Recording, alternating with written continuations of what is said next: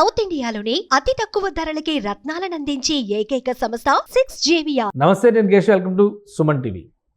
ఆంధ్రప్రదేశ్ ప్రభుత్వం మరొక సంచలన నిర్ణయం తీసుకుంది. సరస్వతి పవర్కి సంబంధించినటువంటి భూముల్లో అసైన్డ్ ప్రభుత్వ భూముల్ని గుర్తించడం, అలానే వీటిపైన విచారణ పర్వం పూర్తయింది. ఇప్పుడు ఏకంగా వాటి రిజిస్ట్రేషన్లనే రద్దు చేస్తూ ఏపీ సర్కార్ నిర్ణయం తీసుకుంది. స్థానికంగా ఉన్నటువంటి అంశాలను పరిశీలించిన తర్వాత జిల్లా కలెక్టర్ ఈ మేరకు ఉత్తర్వులు రిలీజ్ చేశారు. సరస్వతి పవర్ సంస్థ మాజీ ముఖ్యమంత్రి జగన్మోహన్ రెడ్డికి సంబంధించినటువంటి సంస్థ కావడంతో దీనిపైన చర్చ విస్తృతంగా జరుగుతుంది. అసలు ఏం జరిగింది విశ్లేషించే ప్రయత్నం చేద్దాం. మనతో పాటు అనలిస్ట్ చందు శ్రీనివాస్ గారు. నమస్కారం. నమస్కారం అండి. సరస్వతి భూములకి సంబంధించి, సరస్వతి పవర్ కంపెనీకి సంబంధించిన భూములకు సంబంధించి కూటమి ప్రభుత్వం ఏర్పడినప్పటి నుంచి చర్చ నడుస్తుంది. సో ఇప్పుడు 24.84 ఎకరాల భూముల్ని రిజిస్ట్రేషన్లే రద్దు చేస్తున్నట్టుగా అధికారులు ప్రకటిస్తున్నారు. ఏంటి అసలు దీని వెనుకున్న కారణాలు? ఇది మొత్తం 1516 ఎకరాలండి. అంటే పరిశ్రమలు స్థాపిస్తాం, సరస్వతి పవర్ దాకా వేలాది మందికి ఉపాధి కల్పిస్తాం అని చెప్పి అక్కడ దళితుల భూములు ఇవన్నీ కూడా కొంతమంది బలవంతంగా లాక్కున్నారని, కొండలు కోనలు గుట్టలు ఏది కూడా వదిలిపెట్టలేదని ఆరోపణలు. ఆ రోజు వైఎస్ రాజశేఖర రెడ్డి గారు ఉన్నప్పుడు శాంక్షన్ అయింది. తర్వాత ఎక్కడ పనులు జరగలేదు. మళ్ళీ వచ్చిన తర్వాత జగన్మోహన్ రెడ్డి గారు వచ్చిన తర్వాత మనం వాటర్ కూడా మనం ఎప్పుడు లేని విధంగా జీవోలు తీసుకొచ్చింది మనం చూసాం. కానీ ఇప్పుడు 15 సంవత్సరాలైనా ఆ పరిశ్రమ ముందుకెళ్ళాం. దాంట్లో అనేక వివాదాల నడుమ పవన్ కళ్యాణ్ గారు దాని మీద ఆరోపణలు రీత్యా ఆయన వెళ్ళి విజిట్ చేశాడు. అందులో అటవీ భూములు ఉన్నాయి కాబట్టి ఆయనకు హక్కు ఉంటుంది. అటవీ శాఖ మంత్రి రెవెన్యూ అధికారులు పిలిపించారు, కలెక్టర్ పిలిపించారు. మొత్తం ఏదైతే ఉన్నదో అంటే అడవుల్ని కాపాడాల్సిన బాధ్యత అయింది కాబట్టి రెవెన్యూ అధికారులు కూడా పిలిపించి ఎక్కడ అసైన్ భూములు ఉన్నాయి, ఎక్కడ స్వాధీనం చేసుకున్నారో, అసలు ఇక్కడే ఎంతవరకు విస్తీర్ణం ఉంది. ఈ 1516 ఎకరాల్లో దాదాపు 78 ఎకరాల మీద ఆరోపణలు వచ్చినాయి. తర్వాత త్వరితగతిన అప్పుడు 17.6 ఎకరాలు ఐడెంటిఫై చేశారు.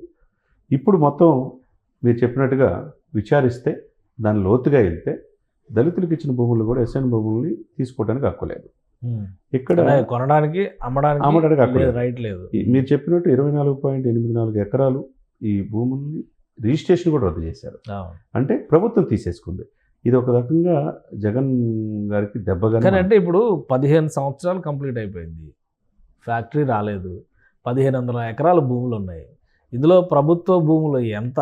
కేవలం ఈ 25 ఎకరాలైనా లేదంటే ఇంకేమైనా ఉన్నాయా? ఒకవేళ ప్రాజెక్టు రాదనుకున్నప్పుడు నిర్వాసితులు ఎవరైతే ఉన్నారో, అక్కడి నుంచి భూములు కోల్పోయినటువంటి రైతులు ఎవరైతే ఉన్నారో వాళ్ళకి న్యాయం చేసే దిశగా చర్యలు ఏమి ఉండవా? ఇంకా ఓన్లీ ఈ అసైన్మెంట్ భూములు, అటవీ భూములు, ప్రభుత్వ భూములు ఏమున్నాయి అక్కడ వరకే లెక్కలు సరి చేసుకుని సరిపెట్టారు? లేదండి, మొత్తం కలిపి 78 ఎకరాలు ప్రభుత్వ భూముల్ని ఏ విధంగా ఇలా ఆక్రమించుకున్నారనేది ఒకటి ఉంది.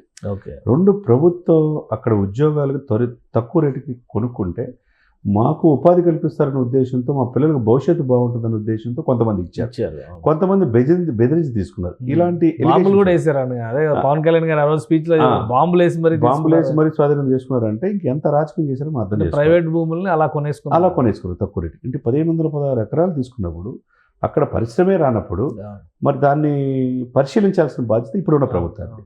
పరిశీలించాల్సిన బాధ్యత ఉంది. ఇప్పుడు అమరావతి కోసం భూములు సేకరించారు, కొంత పనులు చేశారు. వచ్చిన ప్రభుత్వం ఏం చేసింది?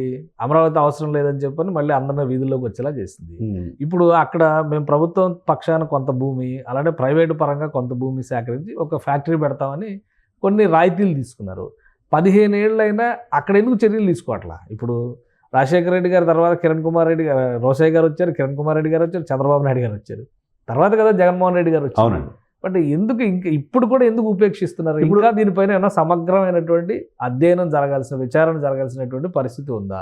ఆ విచారణ జరుగుతుందండి. ఒకవైపు రెవెన్యూ, ఒకవైపు అటవీ అధికారులు మొత్తం కూడా చూస్తున్నారు, ఇరిగేషన్ అధికారులు కూడా ఎంక్వైరీ చేసి ఇప్పుడు ప్రాజెక్ట్ లేనప్పుడు మీరన్నట్టు ఈ యొక్క ఇప్పుడు స్వాధీనం చేసుకుని 24.84 ఎకరాలే కాకుండా ఇంకెంత ఉందనేది ఐడెంటిఫై చేయాలి. ఒకటి. 2 తక్కువ రేట్లకి వాళ్ళకి పిల్లలకి భవిష్యత్తు ఉంటుందనే ఉద్దేశంతో ల్యాండ్స్ తక్కువ రేటుకి ఇచ్చారు. ఉపాధి లేనప్పుడు వాళ్ళ ల్యాండ్స్ వాళ్ళకి ఇవ్వాలి. ఆ బాధ్యత ప్రభుత్వం తీసుకోవాలి కదా. ప్రజల నమ్మకాన్ని అదే నమ్మకం కలిగించాలంటే ఇప్పుడు దీన్ని ఎప్పుడైతే పవన్ కళ్యాణ్ గారు వెళ్ళారో ప్రైవేటు ఆస్తుల్లో ప్రభుత్వంలో మంచి పొజిషన్ ఉన్న డిప్యూటీ సీఎంగా ఎక్కడ హక్కు ఉంది అని చెప్పి అప్పుడు ఆరోపించారు కదా. మరి ఇప్పుడు దీనికి ఏమంటారు? ఇది ప్రభుత్వం ఐడెంటిఫై చేసింది కదా. రద్దు చేసినప్పుడు ఒక రకంగా జగన్మోహన్ రెడ్డి గారు తప్పు చేసినట్టుగా ఆ రోజు రాజశేఖర రెడ్డి గారు చేసింది. ఆ తర్వాత ఈయనకి రిజిస్ట్రేషన్ రద్దు మాత్రమే ఉంటుందా? ఇంకా ఏమైనా చర్యలు ఉంటాయి? ఇంకా చర్యలు ఉంటాయండి. ఇది కేసే. ఇప్పుడు దళితుల భూములు మీరు అన్నట్టు ఇందాక ఒకళ్ళు అమ్ముకోవటానికి క్రయ విక్రయాలు జరగకూడదు, జరగకూడదు. వాళ్ళు మాత్రమే ఉండాలి. ఆ భూములను ఏ విధంగా మీరు రిజిస్టర్ చేసుకుంటారు? అది కేసు ఫైల్ చేయొచ్చు. ఓకే. అంటే వాళ్ళు మోసం చేసినట్టు క్రిమినల్ కేసు ఫైల్ చేయొచ్చు అనమాట. ఓకే. అది కూడా చేస్తారు. తర్వాత పరిశ్రమ రానందుకు అక్కడ ఉపాధి కోల్పోయిన వాళ్ళకు వాళ్ళ పిల్లల భవిష్యత్తు కూడా ఆలోచించి వాళ్ళ భూములు వెనక్కి ఇచ్చే ప్రయత్నం కూడా ప్రభుత్వం చేయాలి. ఓకే. అది ఎంక్వైరీ చేసి చేయాల్సిన బాధ్యత ఇప్పుడు ఉన్న సో ప్రభుత్వం. అంటే ఇది ఓన్లీ ఫస్ట్ ఎపిసోడ్, ఇంకా సిరీస్ కంటిన్యూ అవుతుంది. అంతే కదండి, అంతే కదండి. తప్పకుండా దీన్ని ఐడెంటిఫై చేయాలి. ఎప్పుడైతే పవన్ కళ్యాణ్ గారు వెళ్ళారో అప్పటి నుంచి ఇది ఫ్రంట్ లైన్లోకి వచ్చింది. రైట్. మరుగుడు బండి విషయాన్ని ఫ్రంట్ లైన్ తీసుకొచ్చింది పవన్ కళ్యాణ్ గారు. ప్రభుత్వ ఆస్తులు ఇప్పుడు కాపాడింది కూడా పవన్ కళ్యాణ్ గారు.